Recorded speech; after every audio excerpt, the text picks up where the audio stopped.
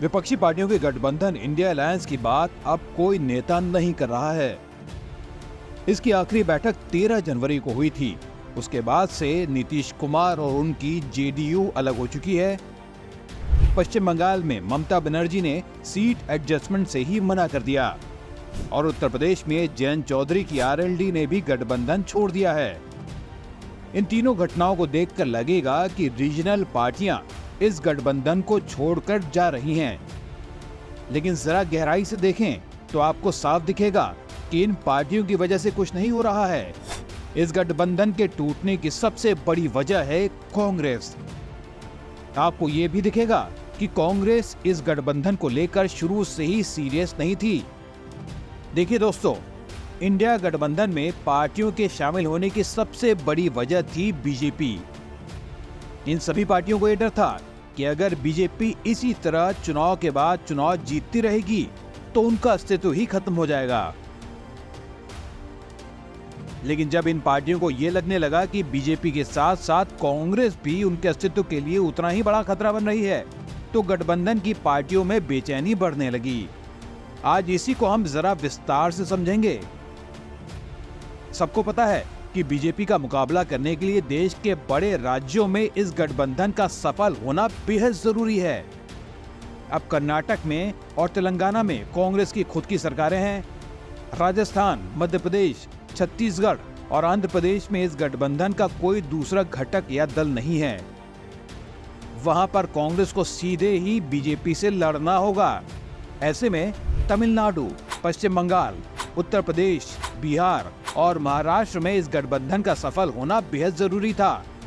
तो जरूरी तो ये भी था कि इन राज्यों में कांग्रेस अपने गठबंधन के साथियों के साथ मिलकर ऐसी रणनीति बनाती जिससे बीजेपी से सीधे मुकाबला किया जा सकता। लेकिन जब राहुल गांधी ने एक तरफा तौर पर ओबीसी वोट या जातीय जनगणना, कास्ट सेंसस की बातें करनी शुरू की, राहुल गांधी ने जब ये कहा कि देश में रिजर्वेशन की 50% की सीमा को वो हटा देंगे, तो वो एक तरह से उस वोट बैंक की बातें करने लगे जिसके आधार पर बिहार में जनता दल यूनाइटेड या राष्ट्रीय जनता दल, उत्तर प्रदेश में समाजवादी पार्टी और राष्ट्रीय लोकदल जैसी पार्टियां चुनाव लड़ती हैं। नतीजा ये हुआ कि पहले नीतीश कुमार गठबंधन से बाहर हुए क्योंकि उनको लगा कि इस तरह से तो उनकी पार्टी बचेगी ही नहीं, और इसके बाद राष्ट्रीय लोकदल ने भी नाता तोड़ लिया।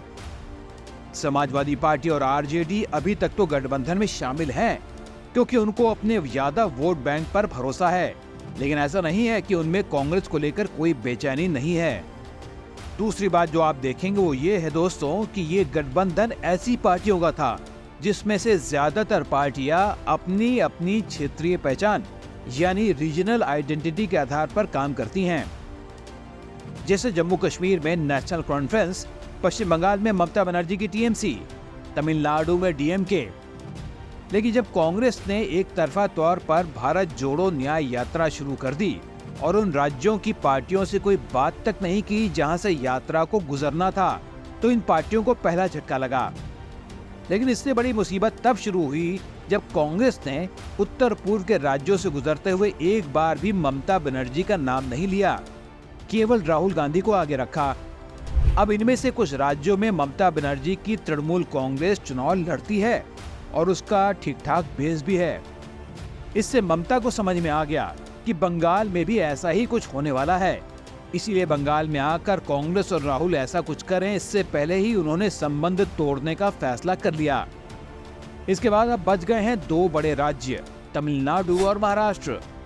तमिलनाडु में डीएमके को कांग्रेस की चिंता नहीं है, उसकी बड़ी चिंता एआईएडीएमके और बीजेपी है, इसीलिए वहां पर यह गठबंधन अभी बना हुआ है। वहीं महाराष्ट्र में शिवसेना और एनसीपी दोनों ही पार्टियां पहले ही टूट चुकी हैं और इन पार्टियों का जो बचा हुआ हिस्सा है वही इस अलायंस में शामिल है। अभी उनको अपनी पार्टी को बचाने के लिए एक सहारे की जरूरत है, इसीलिए वो इंडिया अलायंस में बने हुए हैं। लेकिन राज्य में उनका प्रभाव वैसे ही काफी कम हो चुका है और ऐसे में वो वहां पर गठबंधन के लिए ज्यादा कुछ कर पाएंगे ये थोड़ा मुश्किल लगता है। अब इन सब के बाद एक ही पार्टी ऐसी बचती है जो कि इस गठबंधन को कुछ हद तक बचा सकती है, वो है आम आदमी पार्टी। वैसे आम आदमी पार्टी का प्रभाव पंजाब और दिल्ली में ही अधिक है, लेकिन गोवा और गुजरात जैसे राज्यों में भी वो वोट बंटने से बचा सकती है।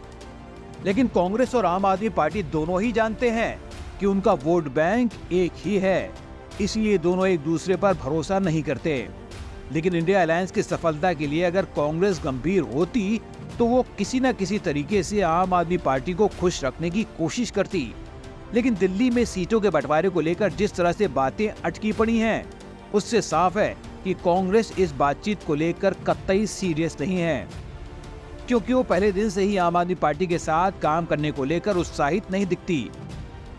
तो दोस्तों, ये था आज का हमारा एनालिसिस। हमारा वीडियो आपको कैसा लगा, आपकी क्या राय है, हमें नीचे कमेंट बॉक्स में जरूर लिखें।